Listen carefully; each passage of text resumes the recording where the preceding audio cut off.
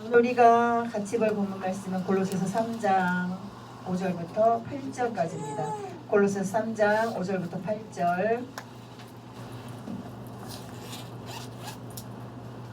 골로새서 3장 5절부터 8절. 다 같이 보시겠습니다. 시작. 그러므로 땅에 있는 지체를 죽이라. 곧 음란과 부정과 사욕과 악한 정욕과 탐심이니 탐심은 우상 숭배니라. 이것들을 인하여 하나님의 진노가 임하시느니라. 너희도 전에 그 가운데 살 때에는 그 가운데서 행하였으나 이제는 너희가 이 모든 것을 벗어버리라. 곧 분과 악의와 회방과 너희 입에 부끄러운 말이라. 아멘. 여러분, 오늘 우리가 지난주에 분노를 다스려라라는 말씀을 같이 했잖아요. 그래서 우리가 지난주에는 분노를 왜 다스려야 했다느냐 하면 마귀에게 틈을 주지 않기 위해서 분노를 다스려라는 말씀과 함께 했어요. 자, 그럼 오늘 분노를 다스려라고 저희가 한 번 더 같은 시간을 가질 건데요. 오늘은 왜 분노를 다스려야 하냐 하면 마귀에게 틈을 주기 이전에 분노를 다스리는 것은 예수 그리스도께서 우리에게 명령하신 명령이라는 거예요. 그리고 분노를 다스리는 것은 하나님의 자녀이란 특징이라는 거예요. 결국은 분노를 다스리지 못해서 마귀가 틈타기 이전에 내 속에 분이 일어난다는 것은 하나님을 마음에 두기 싫어하는 사람의 증거라는 거예요. 근데 그거는 사실은 내가 여러분 아시지만 우리가 속에서 분노가 막 일어요. 근데 그 분노를 표출할 때도 있고 외부에 표출하지 않을 때도 있어요. 자, 그러면 분노를 표출하지 않고 내 속에서 분노가 일었어요. 그럼 그것은 죄가 아닐까요? 그렇죠. 여러분이 다 지금 고개를 끝 아니라고 하신 것처럼 분노를 우리가 표출하느냐 표출하지 않느냐가 중요한 게 아니에요. 내 속에 분노가 일었느냐 안 일었느냐가 중요하다는 것을 여러분은 지금 여러분이 시인하셨단 말이에요. 그렇죠? 자, 그러면 이 분노를 표출하는 분노를 품는 것조차 그것은 하나님의 백성이 아니라는 증거가 오늘 본문에서 있었어요. 뭐라고 했냐면 자 보세요. 7절에 보니까 너희도 그 전에 그 가운데 살 때에는 그 가운데서 행하였느니라. 그러면서 우리가 5절부터 읽을 때 땅에 있는 지체를 죽이라. 음란과 부정과 사욕과 악한 정욕과 탐심이나 탐심은 우상 숭배니다. 이러면서 이것들은 하나님의 진노를 일으키는 요인들이라는 거예요. 그런데 지금 하나님 이 사도 바울 선생님께서 골로새 교회 성도들에게 뭐라고 말씀하시냐면 그런데 너희들도 이전에는 그렇게 살았잖아. 그 가운데 살았잖아. 그런데 이제는 8절 다시 한번 같이 읽겠습니다. 8절 시작. 이제는 너희가 이 모든 것을 벗어버리라. 곧 분과 악의와 회방과 너희 입에 부끄러운 말이라. 이제는 예수 그리스도를 영접하고 성령으로 세례를 받았다 라고 말할 수 있는 사람은 어떻게 해야 된다? 예전 육신의 일을 벗어버려야 된다는 거예요. 그것을 버려버려서 어떻게 해야 된다? 분을 품지 말고 악의를 품지 말고 그리고 회방하지 말고 그리고 우리 입에서 부끄러운 말을 하지 말고 이것이 육체대로 살아가는 예수 그리스도를 모르는 사람들이 아니라 육체를 벗어버리고 예수 그리스도를 영접하고 성령의 세례를 입고 육체가 아닌 성령의 힘으로 살아가는 사람들이 반드시 해야 될 거라는 거예요. 여러분 제가 얘기하죠. 여러분은 무슨 인식을 하고 살아가야 되냐면 나는 육체를 입고 세상에 속한 사람이 아니다라는 걸 여러분이 반드시 인식하셔야 돼요. 여러분은 세상에 속한 사람이 아니에요. 여러분의 주민등록번호는 세상에서 부여한 주민등록번호가 있잖아요. 그죠? 그런데 우리가 예수 그리스도를 영접하고 성령의 세례를 받고 난 이후에 우리는 주민등록번호가 두 개가 생겨요. 하나는 이 땅에 살고 있는 육체를 입고 있는 육체의 주민등록번호. 그러나 또 하나는 무슨 번호가 생기냐? 하나님 나라의 천국 백성의 번호가 생기는 거예요. 이것을 인지하지 못하니까 사람들이 육체대로 살다가 육체를 따라서 육체대로 살다가 육체대로 죽음의 길을 걸어갈 수밖에 없는 거예요. 그래서 여러분 제가 늘 얘기하잖아요. 우리는 세상에 속한 사람이 아니라 어디에 속한 사람이다? 하늘에 속한 사람이다. 이 인식을 하지 못하면 절대 여러분의 삶을 바뀌지 않아요. 교만하다고 생각할 수도 있어요. 그러나 이거는요 복음의 진리예요. 우리는 세상에 속한 사람이 아니라 하나님께 속한 사람이라는 거예요. 하나님께 속한 사람이라는 것이 인지가 안 된 사람, 그 사람은요 이렇다 저렇다 어떻다 변명을 다 해도 그 사람은 아직 하나님의 사람이 아니에요. 왜? 믿음은 보이지 않는 것들의 실상이요. 믿음은 바라는 것들의 실상이요. 보이지 않는 것들의 뭐라고 했어요? 증거라고 했습니다. 그래요. 나는 하나님의 계속한 하늘의 백성이야라를 내가 믿지 못하면 믿음은요. 보이지 않는 것을 믿지 못하는 것 자체가 그게 믿음이 없다고 성경에서 말씀하고 계시거든요. 그러면서 오늘도 사도 바울 선생님께서는 이렇게 말씀하시는 거예요. 너희가 옛날에 세상에 있는 것들에 속했어. 그래서 막 욕망도 일어나고 막 그냥 뭐 분노도 일어나고 그리고 또 음란한 마음도 막 일어나고 다 해. 그러나 그것은 육체에 속한 사람들은 당연히 가지는 품성이에요. 왜? 여기에 가지고 있는 것들을 보면은 사람은 3대 욕구가 있다고 하잖아요. 이거는요 세상에서 규정한 거예요. 3대 욕구. 무슨 욕구? 잠자는 욕구, 먹고 싶은 욕구, 그리고 성욕. 이건 3대 욕구예요. 그래서 여러분 이 성욕을 사람들이 주체를 못하는 걸 죄라는 걸 인지를 못해요. 이 세상에는. 이거를 인지 못하면 그것을 인지하는 사람은 사람이에요. 인지 못하는 사람은 짐승이에요. 근데 사람들은 내가 나에게서 일어나는 이 성욕을 내가 주체하지 못하고 절제하지 못하는 게 그게 당연한 거라고 생각하는 게 지금 이 시대의 흐름이고 풍조예요. 그러니까 요즘 아이들은 우리 때는요, 여러분 우리 때라고 말하지 않을게요. 우리 때는요, 이거는 뭐 그거는 얘기할 것도 없어요. 이미 우리가 20대 때, 10대 때는 30년, 40년 전이잖아요. 그때는 얘기하지 말고 10년 전만이라고 10년 전이라고 해도 10년 전으로만 돌아가도 젊은 아이들이 중고생 아이들이 대학생 청년 아이들이 자유롭게 성관계하는 거를 입 밖으로 말할 수 있었어요? 없었어요? 없었어요.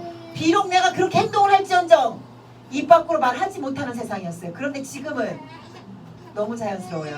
오히려 못하는 사람들이 이상한 아이들이에요.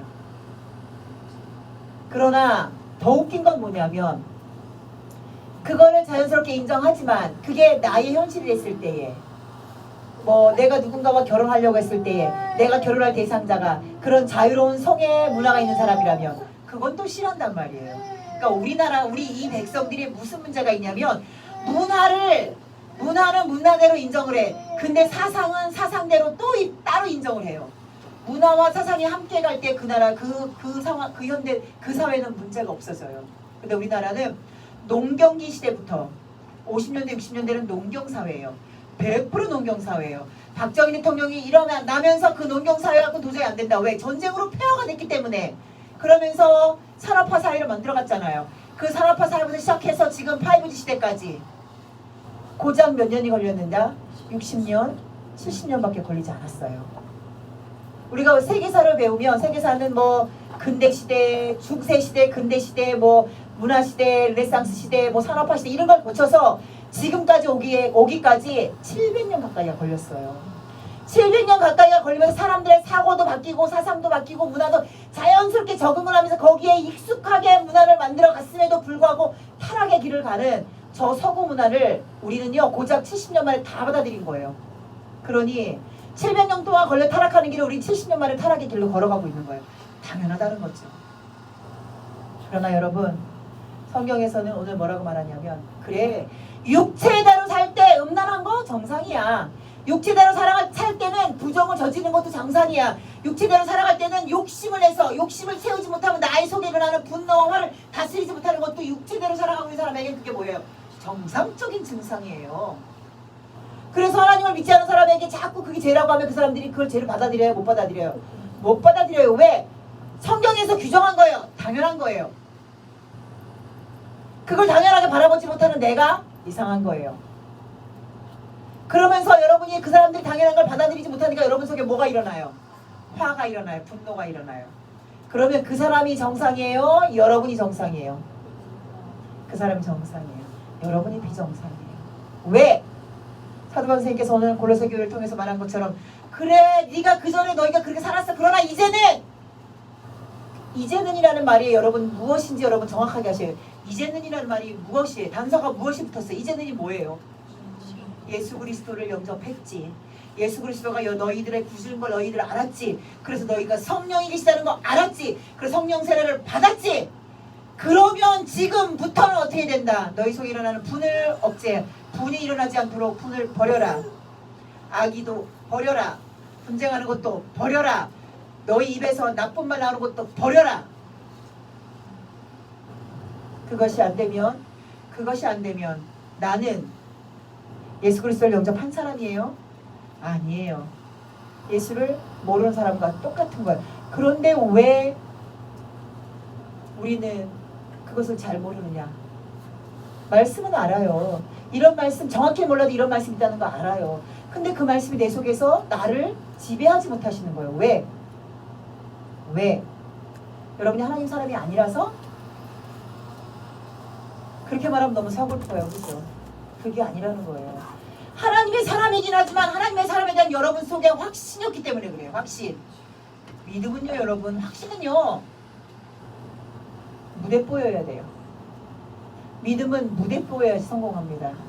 여러분이 믿음을 차지할 때 믿음에서 믿음을 내가 나 믿음 있는 사람이 얘기할 때 그래 나는 이래서 믿음이 있어. 그래 나는 이렇게 해서 믿음이 있어. 그래 나는 살면서 이런 증상이 나타나서 믿음이 있어. 그래 나는 이런 사람이기 때문에 믿음이 있어. 여러분 믿음 없는 거예요. 그건 믿음이 아니에요. 그거는 여러분의 의예요. 여러분의 의. 믿음 있는 사람 속에 있어서 가장 큰 특징은 뭐냐면 내 의가 절대 사라져야 돼요. 왜? 내가 한 게 아니라는 거예요. 하나님께서 하셨다는 거예요. 내가 죽을 고비를 죽을 상황에서 어려운 상황에서 그것이 죽을 상황이고 어려운 상황이 아니라 내가 그냥 견디고 시간이 지나면 괜찮아질 거야라는 마음이 들게 하신 게 누구다? 그게 성령 하나님이시라는 거예요. 내가 분노가 유발해서 진짜 사람 내가 그냥 우리 쉽게 말하잖아요. 아우 진짜 죽여버리고 싶어. 이게 한국 사람들은 죽여버리고 싶어. 나 진짜 내가 저놈을 내가 어떻게 하고 싶어 이런 거 있잖아요. 배고파 죽을 것 같아. 나 신경질나서 죽을 것 같아. 짜증나서 죽을 것 같아. 이런 상황에서 그것을 실제로 발현시키지 않아서 그리고 내가 발현시키지 않은 것을 감사해서 내가 그 분을 누그러뜨렸다. 그것이 뭐라는 거예요? 그게 벌써 믿음이라는 거예요. 로마서 1장으로 한번 가보겠습니다. 로마서 1장. 왜 제가 이것이 예수 그리스도를 마음에 품는 사람이 예수 그리스도를 구주로 믿지 않고 성령 하나님을 체험 못한 사람의 특징이 뭐냐? 분을 계속 낸다는 거. 계속 악의적만 품는다는 거. 계속 말을 나쁘게 한다는 거. 이게 왜 그런 증상이냐? 28절 보면 로마서 1장 28절 보면 28절에 뭐라고 돼 있어요? 처음에 저가 마음에 하나님 두기를 싫어함에 하나님을 마음에 두기 싫어하는 사람의 증상이 로마서 28장 저는 이제 이렇게 말해요. 로마서 1장의 맨 마지막 단락 동그라미 맨 마지막 단락이 뭐냐? 거기 주제가 뭐냐? 하나님을 마음에 두기 싫어하는 사람들의 증상이 나와 있어요. 다른데 갈라디아, 골로새서 뭐 이런데 다 조금씩 나와 있잖아요. 구절별로 나와 있잖아요. 거기는 몇 가지만 특징적으로 나와 있어요. 근데 단락별로 이렇게 딱 나와 있는 로마서 1장 마지막 단락은 이렇게 나와 있어요. 자, 마지막 단락 우리 볼까요? 28절부터 32절까지 다 같이 봅니다. 시작. 또한 저희가 마음에 하나님 두기를 싫어하며 하나님께서 저희를 그 상실한 마음대로 내버려 두사 합당치 못한 일을 하게 하셨으니 곧 모든 불의, 추악, 탐욕, 악의가 가득한 자요 시기, 살인, 분쟁, 사기, 악독이 가득한 자요 수군수군하는 자요 비방하는 자요 하나님의 미워하시는 자요 능욕하는 자요 교만한 자요 자랑하는 자요 악을 도모하는 자요 부모를 거역하는 자요 오매한 자요 배악한 자요 무정한 자요 무자비한 자라. 저희가 이 같은 일을 행하는 자는 사형에 해당된다고 하나님의 정하심을 알고도 자기들만 행할 뿐 아니라 또한 그 일을 행하는 자들을 옳다 하느니라. 이렇게 말을 하면 사형감이래요. 사형감. 하나님 앞에 이런 마음이 여러분 속에 있다면 사형감이래. 근데 여기서 여러분 우리가 굉장히 조심해야 될 거 있어요. 우리요 그래요 불의 안 하려고 해요. 살인 안 해요. 우리 마음에 악의가 가득하지 않으려고 해요. 그리고 대놓고 누구 비방하지 않아요. 그리고 악을 막 누구랑 합작해서 우리가 왕따시켜서 저 뒤지게 패자, 돈 뺏자 이런 거 저 안 해요. 아무것도 안 해요. 근데 저는요, 제가 이제 저한테 이거를 그 전에 중고등학교 있을 때 들어보신 분은 아니지만 저는 이 정도는 우리는 안 한다고 생각을 해요. 그래서 이거 읽어도 마음에 나 그런 거 안 하는데? 나 그런 거 안 하는데 이렇게 말을 해요. 저는 여기서 요즘 시대에 요즘 시대를 살아가고 있는 많은 사람들이 가장 많이 하는 게 뭐냐면 수근수근 한다는 거예요. 수근수근. 수근수근이 뭐예요? 남이 들리게 하는 거예요? 안 들리게 하는 거예요? 안 들리게 내 혼자 하는 거예요. 수근수근. 그 수근거릴 때 여러분 좋은 말 수근거려요? 왜 수근거려요? 남이 들으면 안 되는 얘기. 그냥 들으면 내가 한 대 맞을 것 같으니까 내 혼자 욕하는 소리. 내 혼자 뭐라고 하는 소리가 수근수근이죠. 여러분 남이 들어서 안 되는 얘기는 하지 마세요. 남이 들어서 안 되는 얘기를 내 혼자 하는 것조차도 하나님은 뭐라고 하신다? 그 마음에 하나님이 듣고 있다는 걸 모른다는 거예요. 하나님께서. 여러분 경험해 보셨을 거예요. 수근수근을 자주 하다 보면 내 속에서 뭐가 일어나요? 열받아요. 자꾸 얘기하다 보면 어떻게 돼요? 아이 자꾸 생각하니까 신경질 나네. 여러분 입으로 늘 하시는 말이에요. 내가 자꾸 생각하니까 열받네. 또 생각하니까 신경질 나네. 또 생각하니까 어떻게 하고 싶네. 이런 말 들죠. 그래서 자꾸 생각하고 자꾸 수근수근하면 여러분 속에서 자연스럽게 분이 일어나게 돼 있어요. 왜? 이것은 하나님을 마음에 두기 싫어하는 사람의 증상이기 때문에 그 증상에 불씨를 딱 짚어서 폭발하게 하는 것이 누구다? 그게 바로 여러분 속에 있는 악한 영이라는 거예요. 근데 이런 것들은 다 무엇이다? 하나님 앞에서 사형의 죄, 하나님 앞에서 죽을 자라고 하는 확답을 받은 거랑 똑같은 건데 사람들은 그것을 모르고 그대로 행하고 있다는 거예요. 그대로. 여러분 그러나 제가 아까도 말씀드렸지만 믿음은 바라는 것들의 실상이고 보이지 않는 것들의 증거라고 말씀을 드렸어요. 왜? 예수님께서는 이미 우리들에게 뭐라고 말씀하셨냐면 우리가 어떤 고통에 치이고 어떤 환경 속에서 얼마나 어려운 상황, 얼마나 내 속에서 분노가 일어나고 억울하고 분통이 터질 일이 있는지 예수님께서 미리 말씀을 하셨거든요. 그러면서 예수님께서 그러셨어요. 그래, 그럴 거야. 그런데 그럼에도 불구하고 너희 마음에 평안을 얻으라 이렇게 말씀하시거든요. 요한복음 16장으로 갑니다.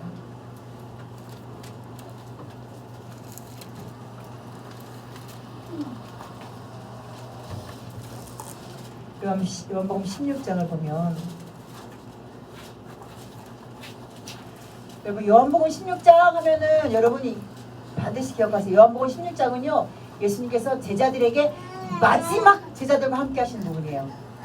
17장은 본인 혼자 기도하러 올라가시거든요. 그리고 17장, 18장이 되면서 잡히시는 거예요. 요한복음 16장은 마지막으로 예수님께서 제자들에게 마지막 당부예요. 마지막 당부. 시간적으로도 공간적으로도 마지막 당부예요. 자, 32절, 33절 다 같이 보겠습니다. 32절, 33절 다 같이 봅니다. 시작.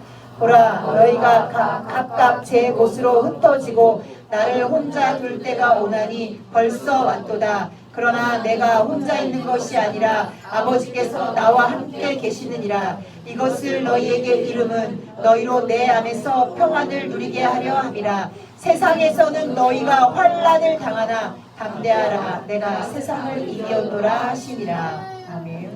예수님께서 야 이제 때가 됐다. 군병들이 날 잡으러 올 때가 됐다. 왜냐하면 기도를 채 마치시기 전에 군병들이 잡으러 오거든요. 그러니까 예수님은 요거 딱 말씀하시고 17절 타이틀이 뭐라고 돼 있어요? 17장 타이틀. 기도하시다. 마지막 기도하시는 장면이에요. 그러니까 예수님은 이미 알고 제자들에게 말하는 거예요. 때가 됐다. 나를 잡으러 올 거야. 그런데 너희들 평안하라. 평안하라. 그런데 미안한데 얘들아 평안해야 되는데 너희는 지금부터 이 순간부터 너희는 어떤 환경에 내쫓긴다?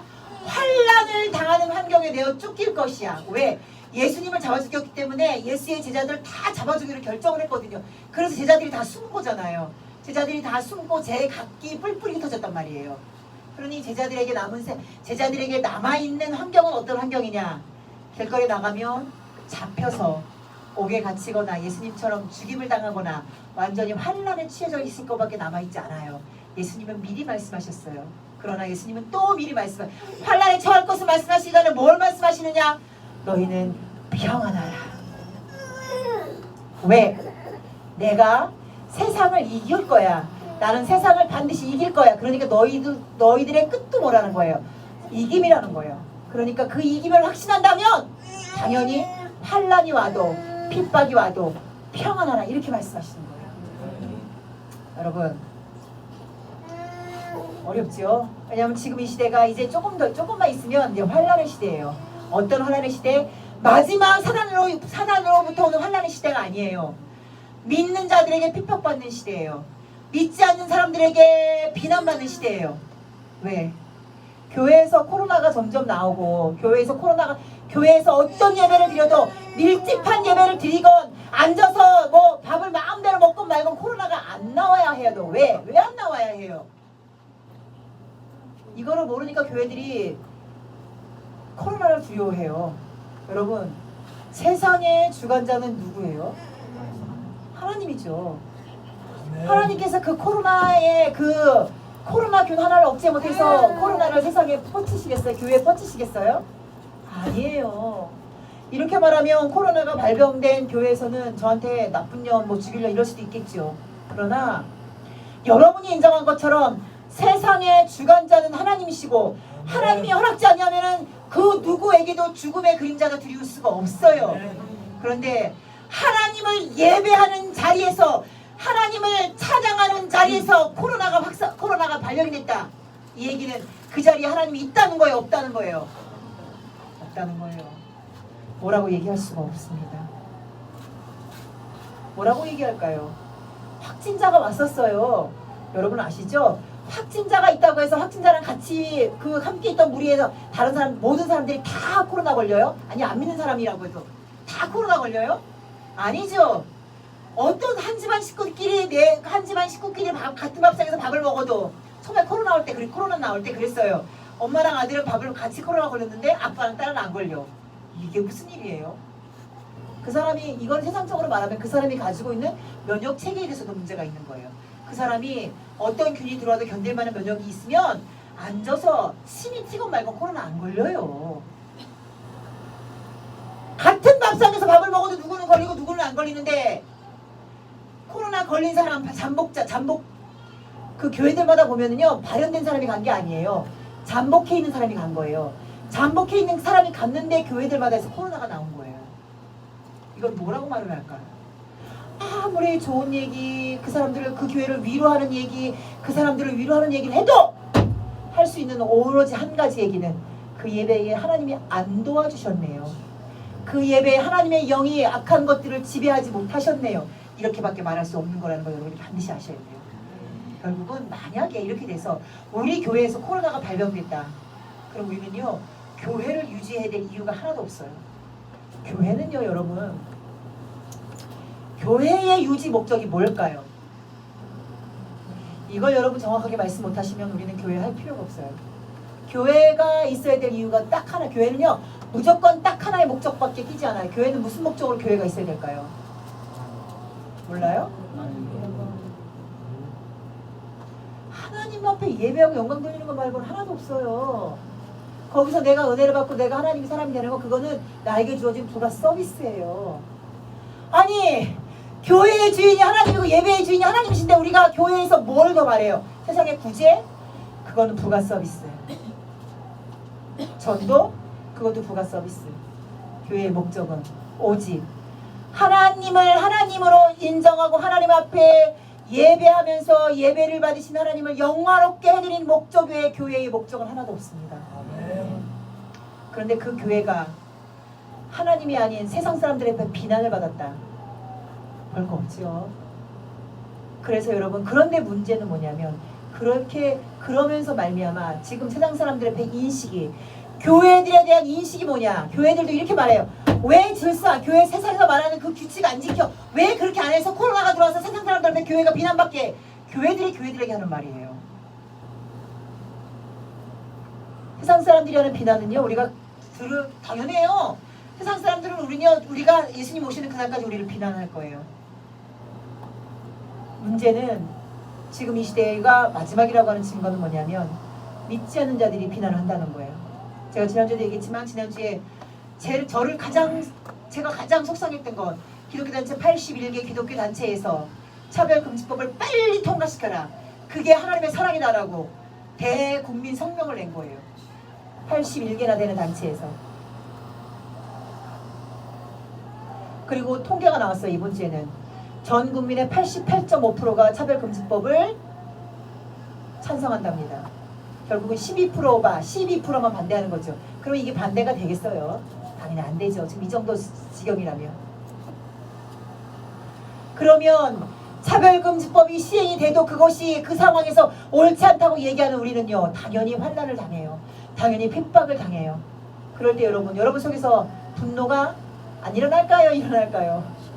일어나는 정도가 아니겠죠. 왜 말하는 뜻을 못 알아듣으십니까? 그게 아니라고요. 그게 아니라고요.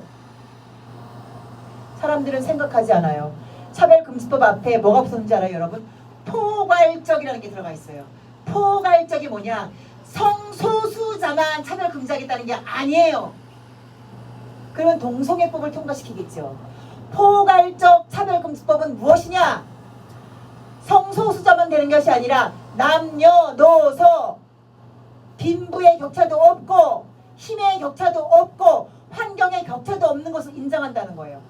포괄적 차별금지법이 통과가 되면 나이 먹은 60대 할아버지가 길거리에서 지 동료를 자기 같은 또래 아이들을 때리는 그 아이에게 잘못했다고 매를 들 수가 없어요. 잘못했다고 훈계할 수가 없어요.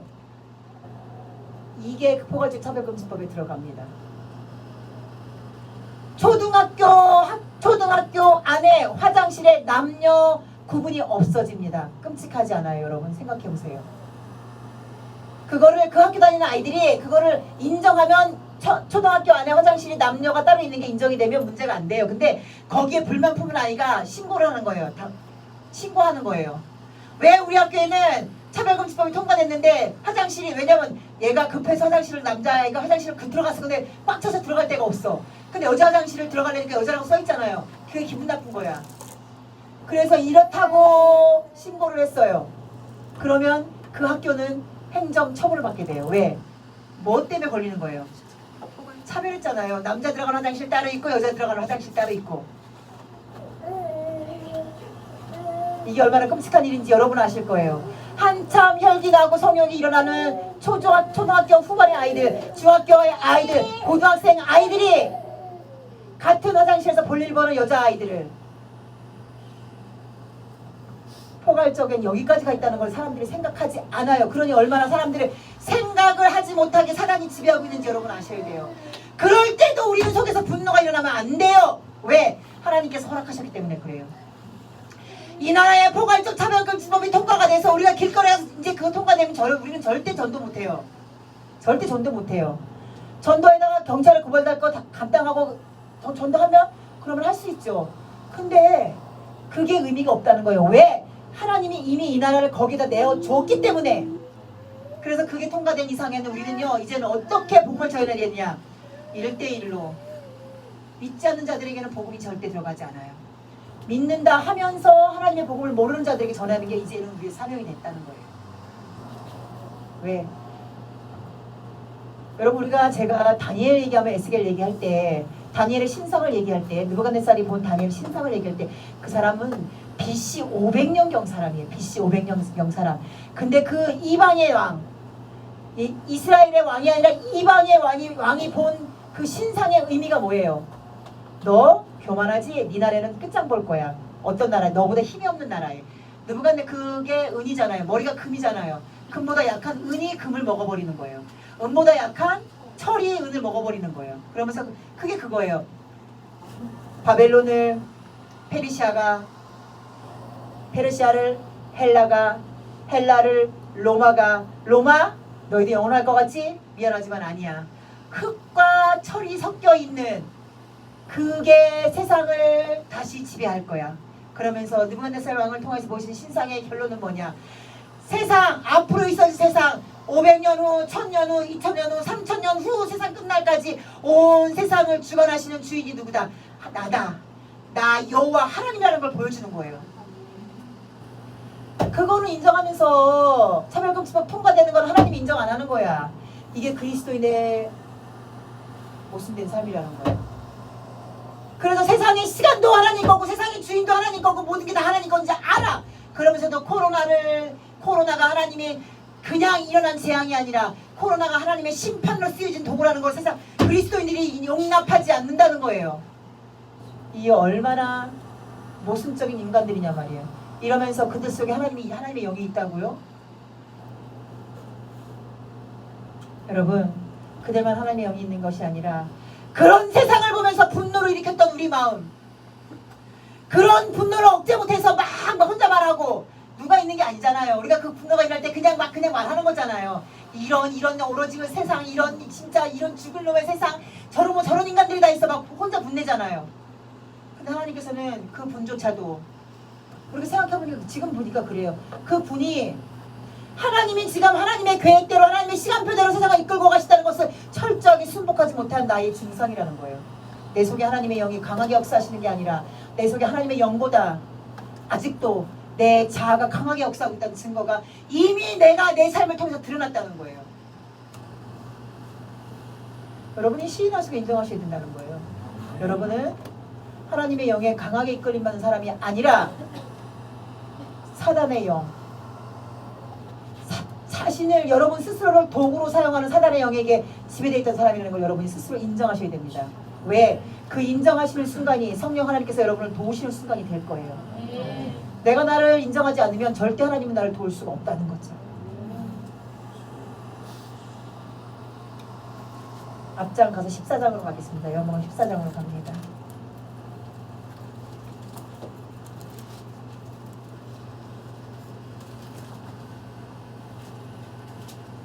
요한복음 14장에서 예수님께서 이제 말씀하시는 거예요. 내가 가야 해. 이제 14장의 배경은 뭐냐면 빌립이, 그 사도 빌립이 예수님한테 자꾸 묻는 거, 하나님 좀 보여주세요. 예수님 보여주세요니까 예수님이 그러는 거예요. 지금까지 너 나 뭐 봤냐? 내가 하나님을 보였잖아. 하나님 우리 현장에서 보였잖아. 근데 너 그걸 보고도 나를 아직도 못 믿냐? 그 내가 뭐 길이야, 진리야, 생명이야. 나로 말미암지 않고는 아버지께 갈 사가 없어. 이게 배경이에요. 그러면서 예수님이 이제 말씀하시는 거예요. 내가 가야 돼. 내가 가면 이제 17절 이하예요. 진리의 영이신 성령 하나님께서 너희들에게 오실 거야. 그 성령 하나님께서 너희 속에 계셔서 그가 무엇을 하게 할 거냐? 그의 역할은 뭐냐? 내가 아버지 안에 있는 것처럼 너희를 내 안에 둘 거야. 그리고 내가 너희 안에 있게 하는 게 누구의 역할이라는 거예요? 성령 하나님의 역할이라는 거예요. 그러면서 우리가 26절 갑니다. 26절 27절 갑니다. 시작. 보혜사 곧 아버지께서 내 이름으로 보내실 성령, 그가 너희에게 모든 것을 가르치시고 내가 너희에게 말한 모든 것을 생각나게 하시리라. 평안을 너희에게 끼치노니 곧 나의 평안을 너희에게 주노라. 내가 너희에게 주는 것은 세상이 주는 것 같지 아니하니라. 너희는 마음에 근심도 말고 두려워하지도 말라. 아멘. 여러분, 이렇게 말하면서 예수님께서, 그래서 우리가 말하는 거예요. 근심과 두려움은요, 하나님을 믿는 사람에게 근심과 두려움은 죄다. 근심과 두려움이 죄라는 것을 여러분이 반드시 머릿속에 인식하셔야 돼요. 왜? 예수 그리스도는 분명히 말했거든. 내가 너에게 평안을 줄 거야. 내가 너에게 평안을 줄 거야. 평안을 줄 거야. 그러니 너는 마음에 어떻게 하지 말라? 근심하고 두려워하지 말라. 그 얘기는 내 마음속에 근심, 평안과 두려움이 있다면 내 마음에 하나님께서 주신 평안이, 예수님께서 주신 평안이 있다는 거예요? 없다는 거예요? 없다는 거예요. 그게 어떤 상황이라도. 제가 그 전에 처리할 때 그렇게 예를 어떻게까지 들었냐면, 차를 타고 가다 우리 서기자매한테 이렇게 얘기도 했어요. 차를 타고 가다 교통사고가 났는데 준이가 사고가 났는데 중환자실에서 반신불수가 될지도 모르고 깨어나지도 못하고 있어. 그때 우리는 어떻게 되느냐? 그때도 평안해야 된다는 거예요. 제가 예를 이렇게 심하게 이렇게까지 들었어요. 근데 심한 게 아니죠. 요새는 그런 일이 비일비재하니까 우리 가운데 그런 일이 없어진 것만으로도 그게 하나님 은혜라는 거예요. 그런데 그때, 그러면서 제가 예를 또 이렇게 들었다고 기억하시죠? 차를 타고 가는데 중앙선을 침범한 텀프트럭이 나에게 달려들어. 그때 어머 어떻게 하면 좋아? 아, 소리 지르거나 하나님 도와주세요 라고 하는 건 그건 믿음이 아니라는 거예요. 도와주세요인데 왜 믿음이 아니에요?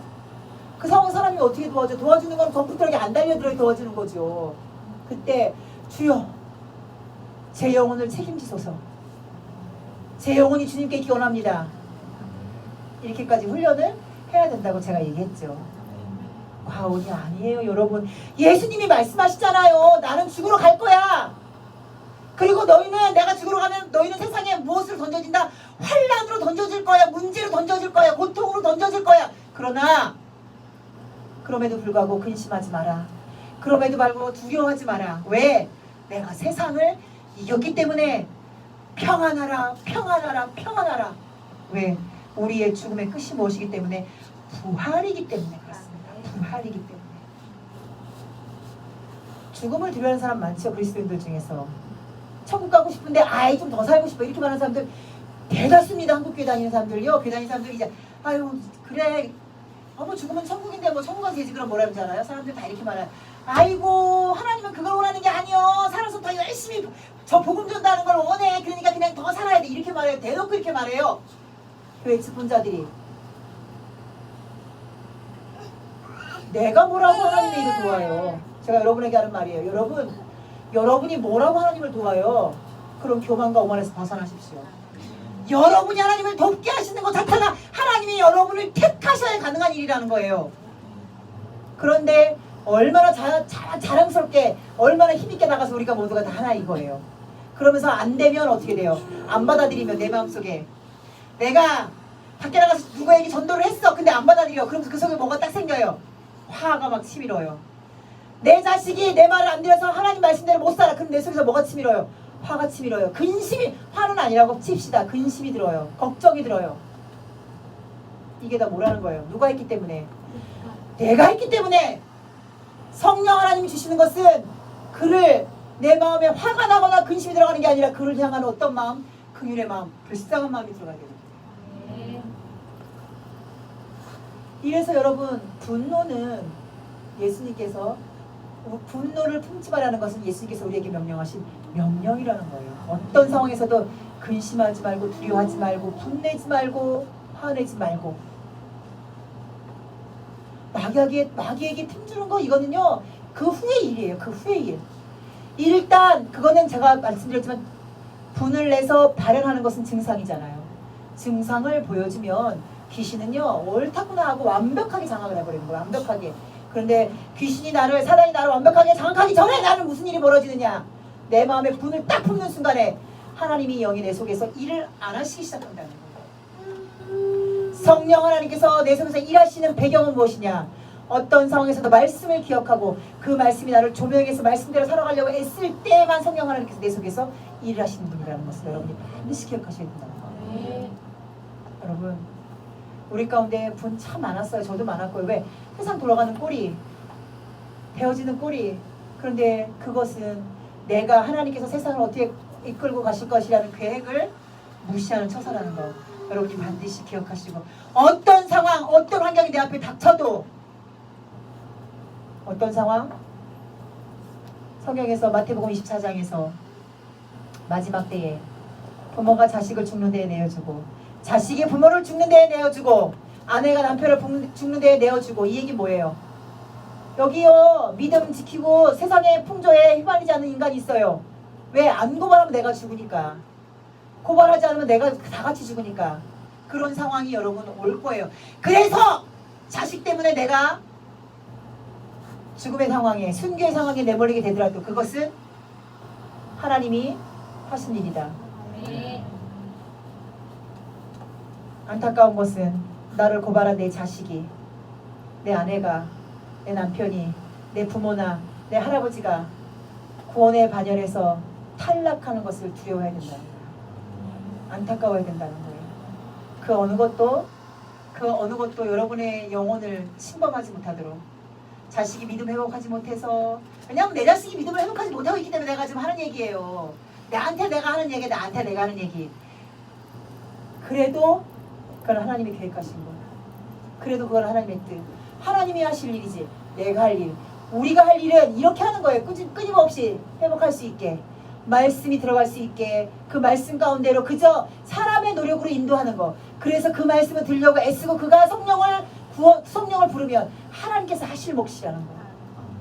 그래서 어떤 상황에서도 제발 부탁입니다. 여러분 세상을 향해서도 하나님을 향해서도 있어지는 일을 향해서도 그 무엇을 향해서도 여러분 속에 분이나 화나 근심이나 두려움이 여러분을 찾아오지 않도록 여러분 성령 하나님 앞에 여러분을 맡기는 여러분이 되시기를 예수님의 이름으로 부탁드립니다.